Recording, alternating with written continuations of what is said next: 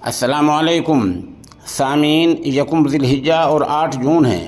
خبر کا عنوان ہے کولہاڑا مار کر عالم دین کو شہید کر دیا گیا، انا للہ و انا الیہ راجعون۔ معاملہ پرتاپ گڑھ کا ہے۔ اس خبر کے لیے ہم متھرا سے مولانا آصف قاسمی کے نہایت شکر گزار ہیں۔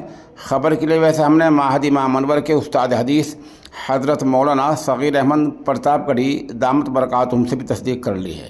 بتایا گیا ہے کہ مولانا محمد فاروق کو ان کے وطن پرتاپ گڑھ میں ہی شر پسندوں نے کولہاڑا مار کر بے دردی کے ساتھ شہید کر دیا گیا۔